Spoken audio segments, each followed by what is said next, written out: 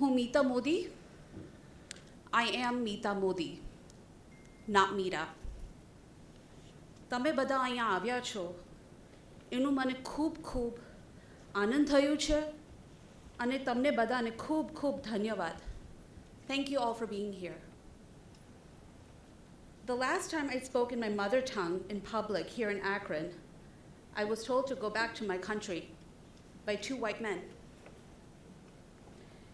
This wasn't my first brush with racism, but definitely the one that resonated with me and got me thinking.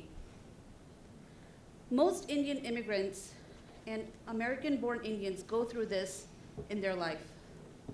However, my story isn't the typical immigrant story. My father came to this country in the late 60s when the US had relaxed its immigration laws. He came to get his master's in mechanical engineering and graduated with honors. He started working for the city of New York and in 1971. No, it's not.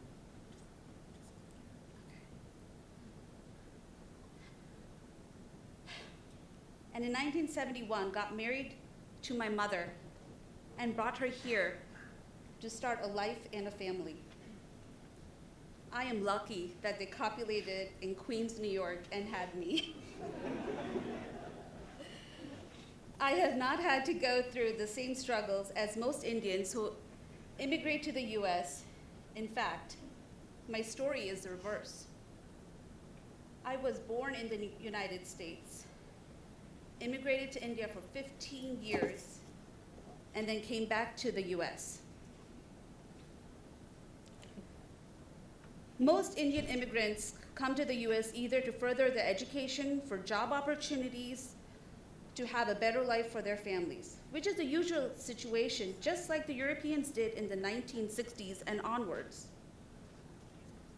Indians can be traced back as early as the 1600s when the East India Company brought Indian servants to American colonies.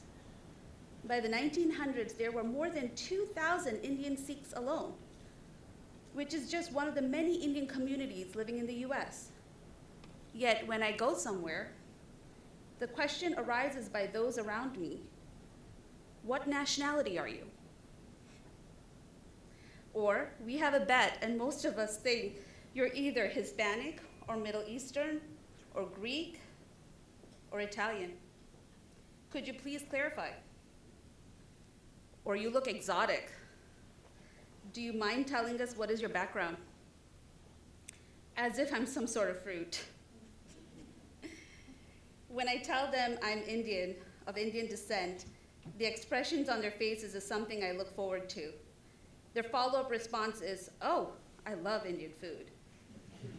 And, do you speak Indian? To which I say, well, I'm glad you love Indian food, but the Indian food you get at restaurants is just a part of what comprises of Indian cuisine. And no, I do not speak Indian, as Indian is not a language, but a culture, a community, the people of India. I do, however, speak, read, and write two languages used in India, as do most Indian immigrants who are here in the US. Another statement that is said to me, you are not too dark to be Indian. Or another question asked is, what type of Indian are you? Which baffled me for the longest of time, as a Canadian wouldn't be asked, what type of Canadian are they? For example, my neighbor, who is white, tall, and blonde, happens to be a Canadian, but as she blends in with the whiteness around me, she isn't asked about her nationality.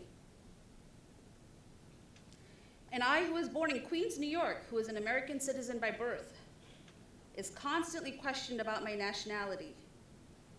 The term Indian also comes with different identities, which I was made aware of by being here in the US.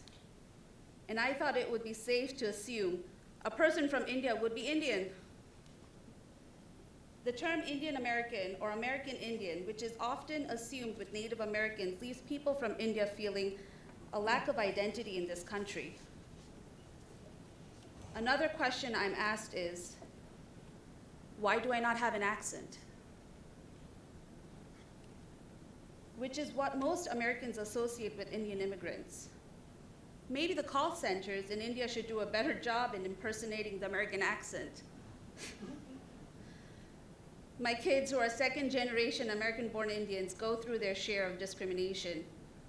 The Indian stereotype kicks in from their peers that they're going to excel in math, science, and/or spelling, and not be given an opportunity in team sports.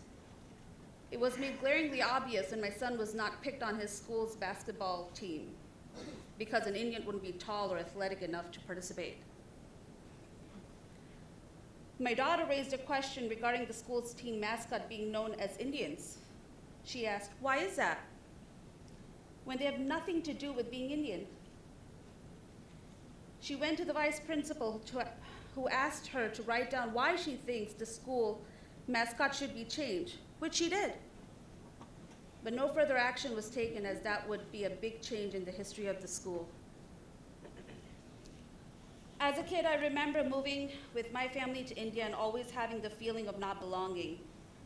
I spent my initial childhood years in the US, where I always knew that America was home and that when I came back, I would pick up where I left off and blend in.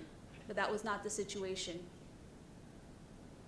I wrote a poem that entails my experience of being an American Indian in the US.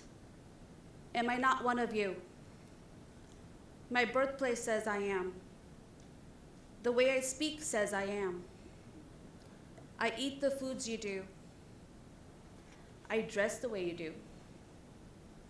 I blend in, except I don't. I don't, as I don't look like you. My hair doesn't shine like the sun. My eyes aren't blue or green as the sea.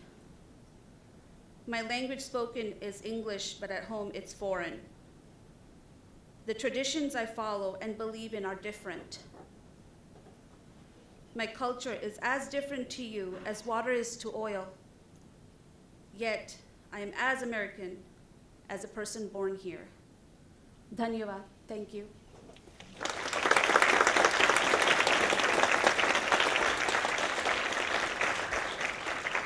Thank you, Mita.